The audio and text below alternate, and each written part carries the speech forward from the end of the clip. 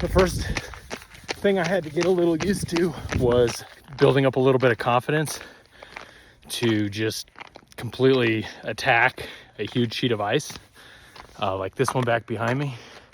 Every other time up to today, I would have hit it and completely eaten shit, and I don't know, probably thrown a hip out or something. And now I can just run right through it. Check it out, like ice sheets, and I'm good. And that's just super foreign to me, so got to get used to that, but it means it's working.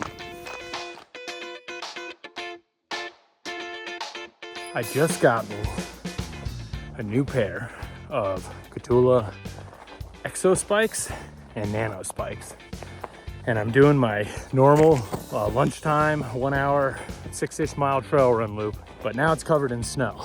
And this is the first time I've ever used any kind of spike product, traction product. So I wanted to do some initial impressions. Can't really give durability reviews right now. That'll come later in a more long-term review. But I did want to go through maybe some of my initial impressions of these two products right out the box. The Nanos are more like the road-ish and like some urban trail, flat dirt path, which this loop has a really good mixture of some road, a fair amount of urban trail, and then some really technical single track at the top with a couple little punchy climbs on it. So it's a good all-around test loop. I think my initial thought was when I was buying shoe traction, I thought about how well it would provide traction on ice and stuff. The one thing I didn't think about until this very moment is how well it's also gonna work when there's no ice, there's just concrete. Transitions. Maybe not for a long time, but there's a transition like here on the urban trail that will now go into ice. And my first impression of the Nanos is they were loud on when there was no snow, like clanking around, but no pressure, no points of contact that I could feel like too much. So just got used to the noise. That was just a new thing for me. Definitely not a drawback. The other thing that like was kind of weird and shocking to me was I had to get used to anticipating not having to be careful on ice. I kind of, at first kind of gingerly went on the ice because I didn't fully trust what it was gonna do. And then right away figured out, oh, these things are like glue. They're like Velcro to the ice. So I just started pretty much blasting through the ice after that point. And like the mixed ice where it would the trail would transition from packed snow to frozen ice to pavement and then back as the urban trail is crossing a roadway. Perfect product for all these transitions. So now I'm kind of testing it on this uphill section, and we're gonna see how it compares to the EXOspikes. It's a packed urban trail with a bit of a climb. So far the Nanos have not had very much slipping, but as we're starting to get on more of a grade here, I'm definitely feeling it slipping out from under me just a little bit.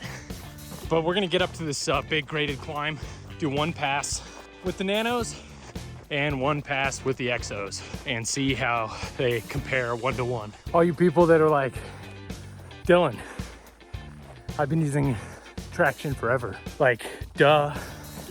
Well, it's my first time, okay? So I did not understand how much of a game changer this was. Okay, so we got a pretty good graded climb right here. We're gonna sprint up it first with the Nanos and see how they hold up. There's a stick in this one. So I would say literally on that descent, I probably slipped less than when there's no snow on it and it's just this urban trail dirt that's like super sketchy and questionable as well. So I'm pretty sure I had more traction sprinting down this thing than I normally do.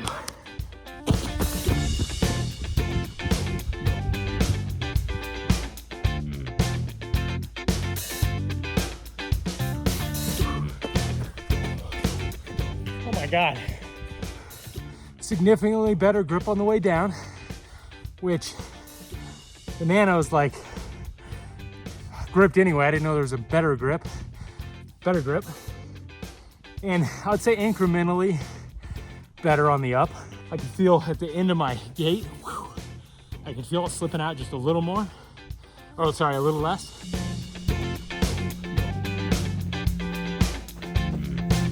Okay, so first impressions on these, they're slightly bulkier. You can feel it. They're a step up in traction. I have a tendency to catch my right heel on the inside of my left calf, and the Hokas are much thicker sole. They're my speed boats. They're big, and so you combine that with the slight bit of extra bulk on the traction, and it hits just a little bit, but nothing terrible, nothing kind of out of the ordinary. Just got to get used to a new feel. So we're gonna run the rest of this mixed single track in the Exos and see how they fare when we transition to really chunky single track. There's that like initial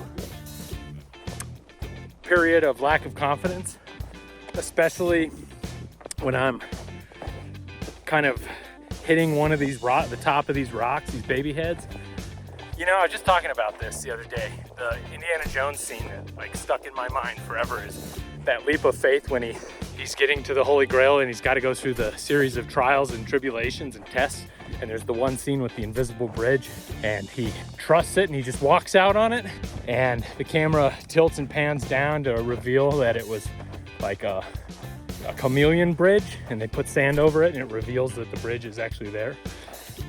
And maybe that's a little dramatic, but that's kind of what this reminds me of, because I have to take this leap of faith onto these giant sheets of ice. And once I do, I realize, oh my God, this thing is just like glue. So the Exos seem to be like maybe better in every way from a traction point of view. The one thing I can feel, and I thought this was maybe because I sprinted up that stupid hill twice, is they're heavier. I can definitely feel the weight difference between the two pairs. They feel just a bit bulkier and heavier. So there is a bit of a trade-off there for the extra, definitely superior traction, but I would rather have superior traction for all terrain. If I was just running pure road, I go with the Nanos for sure. That's what they're built for, right? The Exos seem like they're kind of a better all-arounder, and the only little thing is the weight penalty you're gonna get. This morning I got the 13-year engineering product design data dump from my friend Chris, who was instrumental in the design and development of these products. He is very detail oriented, and I was super impressed with how passionate he was about the iterations of it, and also his passion, I guess the company's passion for making better products. That's why I've loved Kahtoola from day one. They're not afraid to take criticism and hand me a product and say, here, try this, try to wear holes in it, try to break the carbide tips off, do whatever you can, bring it back. We'll go back to the drawing board and see how we can re-engineer it. And that's how I operate, and it just makes for a better product in the end of the day.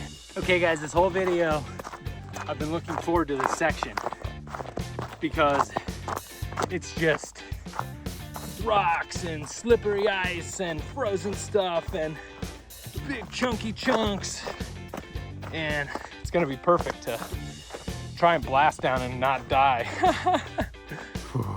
Okay, I definitely had my Indiana Jones moment right there. Oh my God. Later I'm gonna do a very comprehensive, in-depth 6-month or 1-year review. I just wear holes and break everything that I own, so I guess that's why I'm good at testing equipment. This actually makes me excited to run in the snow. That's how much this is a game changer for me. Final impressions when comparing these two is, if you can buy both pairs. They kind of are designed for specific purposes. But I think that the Exos, if you can only buy one pair, I think the Exos are the most versatile. on everything. Now, if you only plan to run like road and some like flat, like urban trail type stuff like this, packed, the Nanos will be fine.